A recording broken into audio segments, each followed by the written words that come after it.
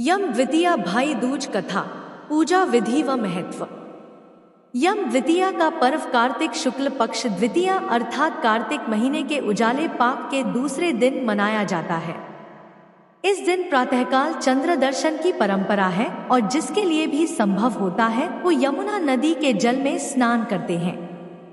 स्नानादि से निवृत्त होकर दोपहर में बहन के घर जाकर वस्त्र और द्रव्य आदि द्वारा बहन का सम्मान किया जाता है और वहीं भोजन किया जाता है।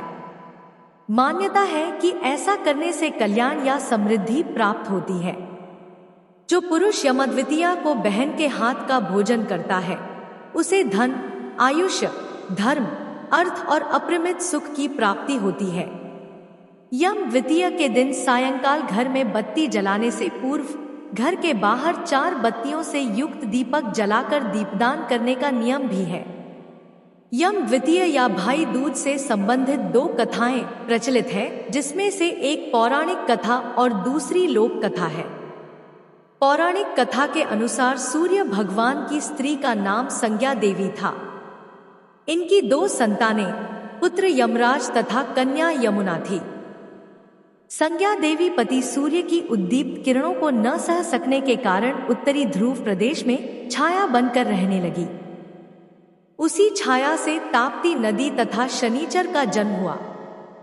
इधर छाया का यम तथा यमुना से विमाता सा व्यवहार होने लगा। इससे खिन्न होकर यम ने अपनी एक नई नगरी यमपुरी बसाई। यमपुरी में पापियों को दंड देने का कार्य संपादित करते भाई को देखकर यमुना जी गोलोक चली आई, जो कि कृष्णावतार के समय भी थी। यमुना अपने भाई यमराज से बड़ा स्नेह करती थी। वह उससे बराबर निवेदन करती कि वह उसके घर आकर भोजन करे, लेकिन यमराज अपने काम में व्यस्त रहने के कारण यमुना की बात को टाल जाते था।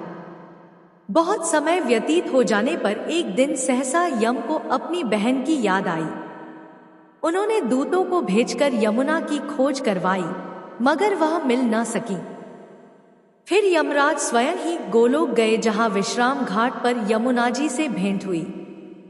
भाई को देखते ही यमुना जी ने हर्ष विभोर होकर उनका स्वागत सत्कार किया तथा उन्हें भोजन करवाया। इससे प्रसन्न हो यम ने वर मांगने को कहा। यमुना ने कहा, हे भैया, मैं आपसे यह वरदान मांगना चाहती हूँ कि मेरे जल में स्नान करने वाले नरनारी यमपुरी न जाए। प्रश्न बड़ा कठिन था। यम के ऐसा वर देने से यमपुरी का अस्तित्व ही समाप्त हो जाता। भाई को असमंजस में देखकर यमुना बोली, आप चिंता न करें, मुझे यह वरदान दे कि जो लोग आज के दिन बहन के यहाँ भोजन करके इस मथुरा नगरी स्थित विश्राम घाट पर स्नान करें, वे तुम्हारे लोक को न जाए। इसे यमराज ने स्वीकार कर लिया। उन्होंने बहन यमुना जी को आश्वासन दिया, इस तिथि को जो सज्जन अपनी बहन के घर भोजन नहीं करेंगे उन्हें मैं बांधकर यमपुरी ले जाऊंगा और तुम्हारे जल में स्नान करने वालों को स्वर्ग होगा। तभी से यह त्योहार मनाया जाता है। लोक कथा। एक बुढ़िया थी, उसके 7 बेटे और एक बेटी थी। बेटी की शादी हो चुकी थी। जब भी उसके बेटे की शादी होती, फेरों के समय एक नाग आता और उसके बेटे को डस लेता था। बेटा वही खत्म हो जाता और बहू विधवा। इस तरह उसके 6 बेटे मर गए। 7वें की शादी होनी बाकी थी। इस तरह अपने बेटों के मर जाने के दुख से बुढ़िया रो रो के अंधी हो गई थी। भाई दूज आने को हुई तो भाई ने कहा कि मैं बहन से तिलक कराने जाऊंगा। माँ ने कहा ठीक है।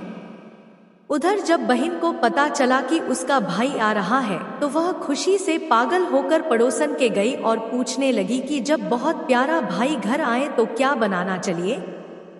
पड़ोसन उसकी खुशी को देखकर जल भुन गई और कह दिया कि दूध से रसोई ले, घी में चावल पका।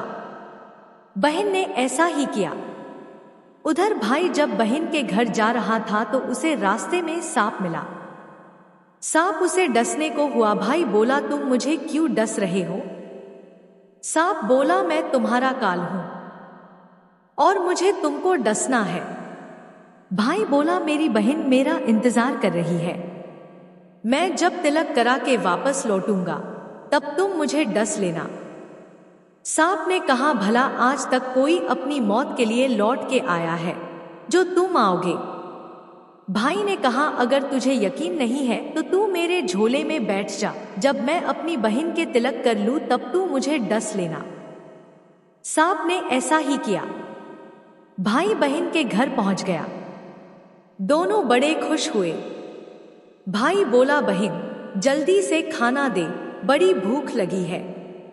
बहन क्या करे, न तो दूध की रसोई सूखे न ही घी में चावल पके। भाई ने पूछा, बहन इतनी देर क्यों लग रही है, तू क्या पका रही है? तब बहन ने बताया कि ऐसे ऐसे किया है। भाई बोला, पगली, कहीं घी में भी चावल पके हैं या दूध से कोई रसोई लीपे है? गोबर से रसोई लीप, दूध में चावल पका। बहन ने ऐसा ही किया। खाना खा के भाई को बहुत जोर नींद आने लगी। इतने में बहन के बच्चे आ गए। बोले, मामा मामा हमारे लिए क्या लाए हो? भाई बोला, मैं तो कुछ नहीं लाया। बच्चों ने वह झोला ले लिया जिसमें सांप था। जैसे ही उसे खोला उसमें से हीरे का हार निकला। बहन ने कहा, भैया तूने बताया नहीं कि तू मेरे लिए इतना सुंदर हार लाए हो। भाई बोला, बहना तुझे पसंद है तो तू ले ले, मुझे हार का क्या करना। अगले दिन भाई बोला, अब मुझे जाना है, मेरे लिए खाना रख दे। बहन ने उसके लिए लड्डू बना के एक डब्बे में रख के दे दिए। भाई कुछ दूर जाकर थक कर एक पेड़ के नीचे सो गया। उधर बहन के जब बच्चों को जब भूख लगी तो माँ से कहा कि खाना दे दो। माँ ने कहा, खाना अभी बनने में देर है। तो बच्चे बोले कि मामा को जो रखा है वही दे दो। तो वह बोली कि लड्डू बनाने के लिए बाजरा पीसा था, वही बचा पड़ा है चक्की में, जाकर खा लो। बच्चों ने देखा कि चक्की में तो सांप की हड्डियां पड़ी है।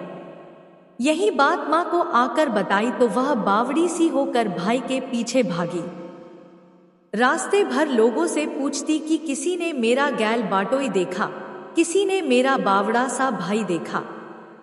तब एक ने बताया कि कोई लेटा तो है पेड़ के नीचे, देख ले वही तो नहीं। भागी भागी पेड़ के नीचे पहुंची, अपने भाई को नींद से उठाया। भैया भैया कहीं तूने मेरे लड्डू तो नहीं खाए? भाई बोला, ये ले तेरे लड्डू, नहीं खाए मैंने। ले दे के लड्डू ही तो दिए थे, उसके भी पीछे पीछे आ गई। बहन बोली, नहीं भाई तू झूठ बोल रहा है, जरूर तूने खाया है, अब तो मैं तेरे साथ चलूंगी। भाई बोला, तू ना मान रही है तो चल फिर। चलते चलते बहन को प्यास लगती है, वह भाई को कहती है कि मुझे पानी पीना है। भाई बोला, अब मैं यहाँ तेरे लिए पानी कहाँ से लाऊं? देख दूर कहीं चील उड़ रही है, चली जा वहां, शायद तुझे पानी मिल जाए। तब बहन वहां गई और पानी पीकर जब लौट रही थी तो रास्ते में देखती है कि एक जगह जमीन में 6 शिलाएं गड़ी हैं और एक बिना गढ़े रखी हुई थी। उसने एक बुढ़िया से पूछा कि ये शिलाएं कैसी हैं? उस बुढ़िया ने बताया कि एक बुढ़िया है, उसके 7 बेटे थे। 6 बेटे तो शादी के मंडप में ही मर चुके हैं, तो उनके नाम की ये शिलाएं जमीन में गड़ी हैं। अभी 7वें की शादी होनी बाकी है। जब उसकी शादी होगी तो वह भी मंडप में ही मर जाएगा, तब यह 7वीं शिला भी जमीन में गड़ जाएगी। यह सुनकर बहन समझ गई ये शिलाएं किसी और की नहीं बल्कि उसके भाइयों के नाम की हैं। उसने उस बुढ़िया से अपने 7वें भाई को बचाने का उपाय पूछा। बुढ़िया ने उसे बतला दिया कि वह अपने 7वें भाई को कैसे बचा सकती है। सब जानकर वह वहां से अपने बॉल खुले करके पागलों की तरह अपने भाई को गालियां देती हुई चली। भाई के पास आकर बोलने लगी, तू तो जलेगा, कुटेगा, मरेगा। भाई उसके ऐसे व्यवहार को देखकर चौंक गया, पर उसे कुछ समझ नहीं आया। इसी तरह दोनों भाई बहन मां के घर पहुंच गए। थोड़े समय के बाद भाई के लिए सगाई आने लगी। उसकी शादी तय हो गई। जब भाई को सेहरा पहनाने लगे तो वह बोली, इसको क्यों सेहरा बंधेगा, सहारा तो मैं पहनूंगी, ये तो जलेगा, मरेगा। सब लोगों ने परेशान होकर सहरा बहन को दे दिया। बहन ने देखा उसमें कलंगी की जगह सांप का बच्चा था। बहन ने उसे निकाल के फेंक दिया। अब जब भाई घोड़ी चढ़ने लगा तो बहन फिर बोली, ये घोड़ी पर क्यों चढ़ेगा, घोड़ी पर तो मैं बैठूंगी, ये तो जलेगा, मरेगा, इसकी लाश को चील कौवे खाएंगे। सब लोग बहुत परेशान। सबने उसे घोड़ी पर भी चढ़ने दिया। अब जब बारात चलने को हुई तब बहन बोली, ये क्यों दरवाजे से निकलेगा, ये तो पीछे के रास्ते से जाएगा, दरवाजे से तो मैं निकलूंगी। जब वह दरवाजे के नीचे से जा रही थी तो दरवाजा अचानक गिरने लगा। बहन ने एक ईंट उठाकर अपनी चुनरी में रख ली, दरवाजा वही की वही रुक गया। सब लोगों को बड़ा अचंभा हुआ। रास्ते में एक जगह बारात रुकी तो भाई को पीपल के पेड़ के नीचे खड़ा कर दिया। बहन कहने लगी, ये क्यों छांव में खड़ा होगा, ये तो धूप में खड़ा होगा, छांव में तो मैं खड़ी होगी।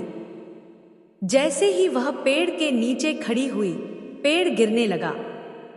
बहन ने एक पत्ता तोड़कर अपनी चुनरी में रख लिया, पेड़ वही की वही रुक गया।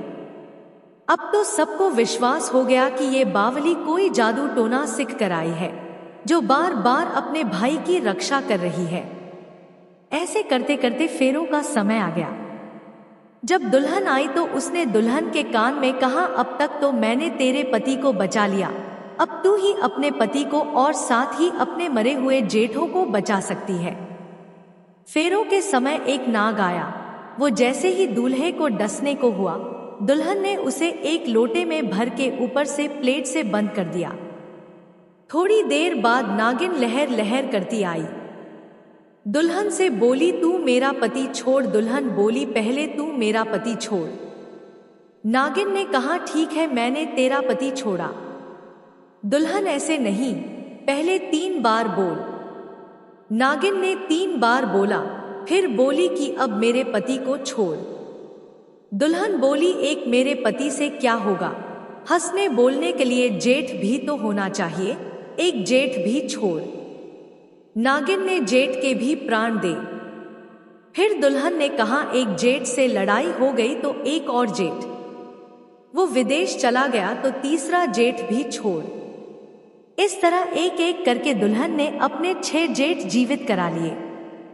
उधर रो रो के बुढ़िया का बुरा हाल था कि अब तो मेरा 7वां बेटा भी बाकी बेटों की तरह मर जाएगा। गांव वालों ने उसे बताया कि उसके 7 बेटा और बहुएं आ रही है। तो बुढ़िया बोली, अगर यह बात सच हो तो मेरी आंखों की रोशनी वापस आ जाए और मेरे सीने से दूध की धार बहने लगे। ऐसा ही हुआ। अपने सारे बहू बेटों को देखकर वह बहुत खुश हुई। बोली, यह सब तो मेरी बावली का किया है, कहाँ है मेरी बेटी? सब बहन को ढूंढने लगे। देखा तो वह भूसे की कोठरी में सो रही थी। जब उसे पता चला कि उसका भाई सही सलामत है तो वह अपने घर को चली। उसके पीछे पीछे सारी लक्ष्मी भी जाने लगी। बुढ़िया ने कहा, बेटी पीछे मुड़ के देख, तू सारी लक्ष्मी ले जाएगी तो तेरे भाई भाभी क्या खाएंगे? तब बहन ने पीछे मुड़ के देखा और कहा, जो माँ ने अपने हाथों से दिया वह मेरे साथ चल, बाद बाकी का भाई भाभी के पास रहे। इस तरह एक बहन ने अपने भाई की रक्षा की।